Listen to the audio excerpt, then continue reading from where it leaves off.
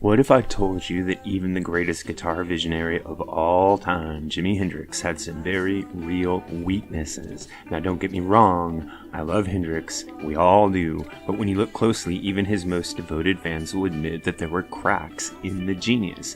And today, on Music Guru, I want you to dig into 3 of his greatest weaknesses, not to tear him down, but to see him as the complex, brilliant, and very human artist that he truly was. So stick with me because I'd love to hear your thoughts on this. Let's get into it. So my first criticism of Jimi Hendrix is his studio work is wildly uneven.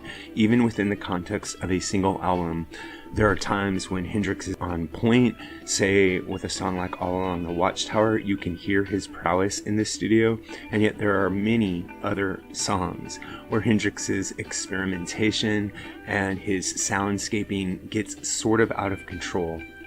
Electric Ladyland has some really good examples of this, as does the first Hendrix album, Are You Experience? But here's the flip side to all of that.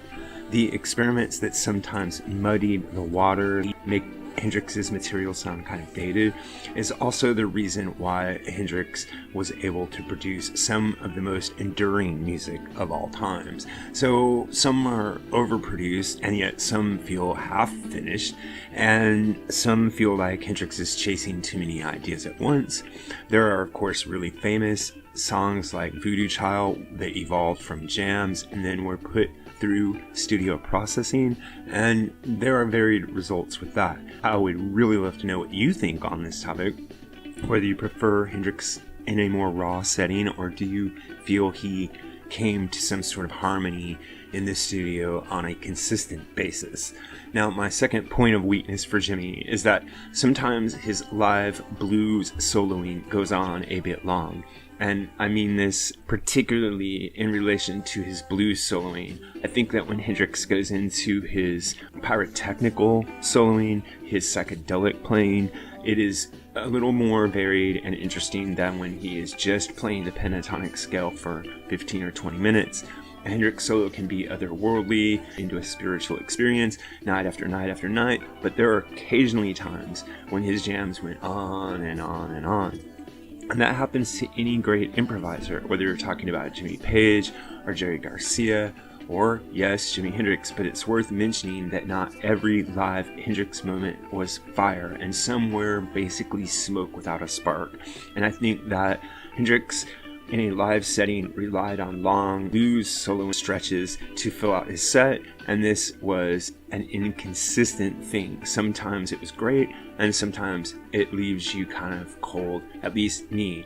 Now, my third point of weakness for Jimi Hendrix is not entirely a weakness, it's a double-edged sword. Here I want to criticize him as a front man. Now, in the beginning, Hendrix was known as the wild man of pop. He set his guitar on fire, he played behind his back, he played with his teeth, he somersaulted on the stage, he humped his amplifiers. But as he matured, he started to drop that persona, and he wanted to be taken seriously as a musician, and he wanted to get better as a musician. And of course, there is the famous incident with the live version of Machine Gun recorded at the Fillmore when Bill Graham challenged Hendrix to play without his stage antics to brilliant results. Now, the tricky part of all of this is that Hendrix built his reputation on stage moves and theatrics, and when he stepped away from doing them, it left a gap. And crowds wanted to see the fire-breathing showman, but Hendrix wanted to stand still and just play. And so, for me, neither of those variations seem to suit Hendrix very well as a frontman. The wild man of pop is not true to his musicianship, whereas the stone statue playing brilliant improvisations isn't true to the spirit of his music. So what I'm saying is that although it's not a full-on weakness, Hendrix had a bit of ambiguity when it comes to his showmanship and his job as a frontman. So there you have it. Those are my 3 criticisms or identifications of so-called weaknesses in one of the most gifted musicians who ever lived. uneven studio experiments, live solos that sometimes went nowhere, and the reluctant frontman caught between two worlds. But you know what? Those flaws are part of what makes Hendrix feel real. They remind us that genius is messy, and that's why we keep listening.